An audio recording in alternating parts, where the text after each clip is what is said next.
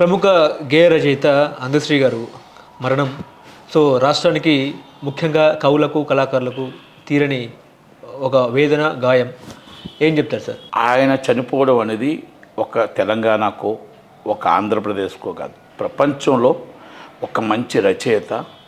భూమి కావాలి, నీళ్ళు కావాలి, పేదవాడు బతకాలి, రైతు బతకాలి అని ఈ మొత్తం టోటల్గా ప్రజల కోసమే పోరాడే వ్యక్తులు, ప్రజల కోసమే ఉద్యమం చేసే వ్యక్తుల్లో ఒక గద్రగా తర్వాత అందశ్రీ గారు మంచి రచయిత. మా మిత్రుడు Surender Reddy cinema first cinema అమ్మ పోలీసు సినిమాకి ఆయనకి ఫస్ట్ ఛాన్స్ ఇచ్చారు సినిమాలో.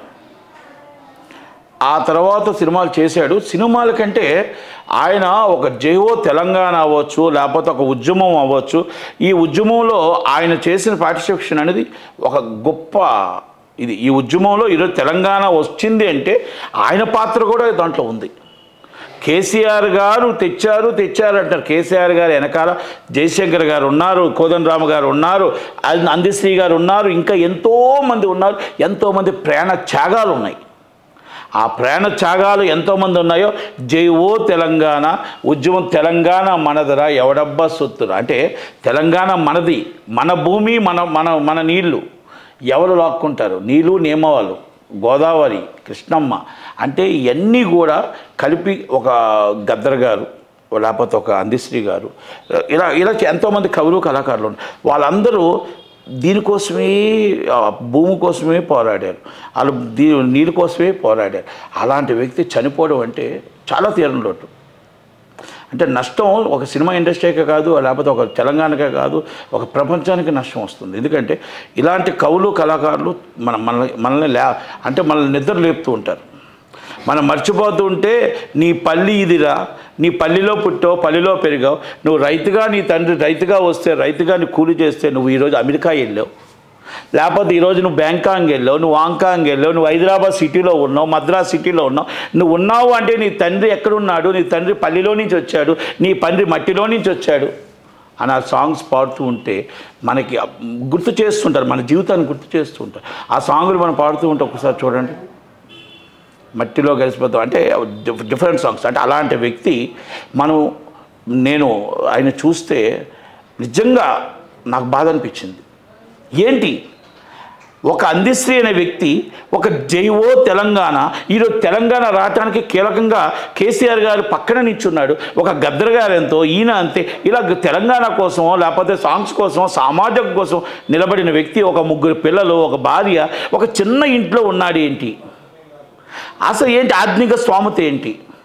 ఓకే, నేను ఒక ఇంటర్వ్యూలో చూసా, అడుక్కునేవాడిని కాదు, నాకు వేషం ఇవ్వండి అని అడిగిన వాడిని కాదు, నాకు రాసుకోవడానికి డబ్బులు ఇవ్వండి అని కాదు, నేను ఎప్పుడూ కూడా ఈ చెయ్యి చాపి ఎవరిని అడగలేదు, నాకు వర్క్ ఇవ్వండి అని అడగలేదు.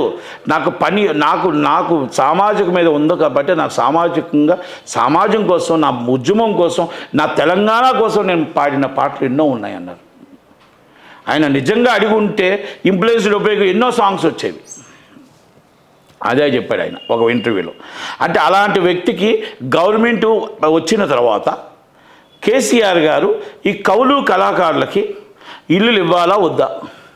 కవులు కళాకారులకి మనం సన్మానం చేసి తామరపత్రం ఇస్తామా లేకపోతే ఏమి ఇస్తామా? హుందాతనంగా వాళ్ళు బతకటానికి మన తెలంగాణ తెచ్చుకున్న కవులు కదా, తెలంగాణ తెచ్చుకున్న కళాకారులు కదా, తెలంగాణ కోసం మొత్తం టోటల్గా ఎంతోమంది బలయ్యారు కదా, వాళ్ళందరికీ మనం ఏమిచ్చే రుణం తీర్చుకోగలం.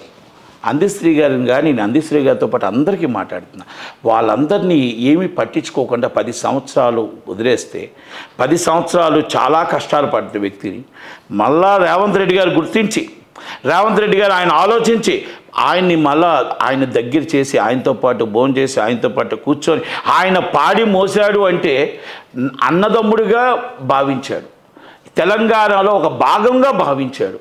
తెలంగాణలో ఒక రచయిత, ఒక గీత రచయిత, ఇంత గొప్పవాడు, గొప్ప వ్యక్తిగా అధికార లాంఛనాలతో చేశాడు అంటే ఇది చాలా గొప్ప వ్యక్తి. పార్టీలకు అతీతంగా ఇవన్నీ కూడా మనం చాలా గర్వంగా చెప్పుకోవాలి. ఆయన ఉద్యమం నాయకుడుగా, రచయితగా మనం అన్నీ చేసుకోవాలి.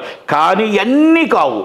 వాళ్ళు అడుగుతుంది ఏంటంటే, నేను చనిపోయిన తర్వాత నాకు ఇచ్చిన ఈ ప్రపంచంలో ఈ పేరుని నా భార్య నా పిల్లలకి ఇదే విధంగా ఉండాలి అంటే మీరు హుందాతనంగా, నా భార్య హుందాతనంగా ఉండాలి, నాకు ఉన్న పేరు పలానాగా అందశ్రీ గారి భార్య, పలానా అందశ్రీ గారి పిల్లలు అంటే బాధపడుతూ కష్టపడుతూ అప్పుల్లో ఉంటూ పేద ఇంట్లో ఉండడం కాదు, బతికినంత వరకు హుందాతనంగా బతకటానికి వాళ్ళకి ఏదో ఒకటి చెయ్యాలి. నేను రిక్వెస్ట్ చేస్తున్నా, చాలామంది అడుగుతున్నారు, చాలామంది అంటున్నారు ఏంటంటే, మనం ఇన్ని చేసాం బాగుంది, ఆ భార్య నెలకు ₹1,00,000 ఏ హద్దిశ్రీ గారి భార్యగా, ఏ ఉద్యమంలో నాయకుడిగా ఉన్నారో, ఏ ఉద్యమం నాయకత్వం వహించారో అలా ఉండాలి అంటే ఆ భార్యకు ఒక ₹1,00,000 నెలకు ఇచ్చి ఆమె హుందాతనంగా ఉన్నంత వరకు హుందాతనంగా పెన్షన్ రూపంలో ఇవ్వడం, అలాగే పిల్లలకు ముగ్గురికి గవర్నమెంట్ జాబులు ఇచ్చి వాళ్ళకి మొత్తం టోటల్గా 300 గజాలు ఇల్లు కట్టి ఇచ్చి ₹2 కోట్ల వాళ్ళకి మనం గౌరవార్థం ఇవ్వగలిగితే వాళ్ళ కుటుంబాన్ని, ఆయనకి ఇచ్చిన గౌరవాన్ని ఆ కుటుంబానికి ఇచ్చి, అందశ్రీ గారు మీరు చేసిన సేవలు, మీరు చేసిన పాటలు, మీరు గవర్నమెంట్కి చేసిన మీరు తెలంగాణ చేసిన దానికి మీ బిడ్డలందరూ మొత్తం మీ పిల్లలు మీ ఉందాతనంగా బతుకుతున్నారు. పైనున్న ఆయన వ్యక్తి నాకు ఇచ్చిన గౌరవం రేవంత్ రెడ్డి గారు ఈ విధంగా కూడా నా ఫ్యామిలీని కూడా ఈ విధంగా చూసుకున్నారే గవర్నమెంట్ అని ఆశీర్వదిస్తారు. ఇది కాదు, ఇది ఒక అందశ్రీ గారికి కాదు, ప్రతి కవులకి, ప్రతి కళాకారులకి, ప్రతి ఎవరైతే ఉద్యమం కోసం పోరాడి ఉద్యమం కోసం బలయ్యారో వాళ్ళ కుటుంబాలని మనం చూసుకుంటేనే మనం నిజమైన నివాళులు ఇచ్చినట్టు, నిజమైన నివాళులు అర్పించినట్టు, నిజంగా మనం వాళ్ళని ఆస్వాదించినట్టు, నిజంగా మనం వాళ్ళని ప్రేమించినట్టు.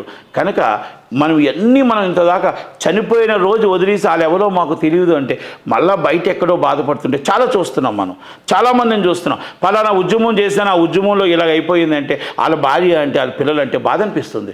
పలానా ఉద్యమంలో ఈ విధంగా ఉన్నారా, ఈ విధంగా చేశారు. అందుకే రేవంత్ రెడ్డి గారు మీరు పాడి మోసారు, మీరు కాపలా కాసి ఆయన కేసీఆర్ గారు చేయకపోయినా ఎన్నో మీరు చేశారు కాబట్టి ఆ కుటుంబానికి మీరు అండగా ఉండి ఇవన్నీ చేయగలుగుతారని, హుందాతనంగా బతికినంత వరకు హుందాగా ఉండాలని కోరుకుంటూ నేను సెలవు తీసుకుంటున్నాను. Thank you very much. Hello, Telugu రాజ్యం ఛానల్ చూస్తున్నారా? సామాజిక రాజకీయ జీవన చిత్రణే తెలుగు రాజ్యం. అతిశయోక్తులు అసత్యాలు ఉండవు.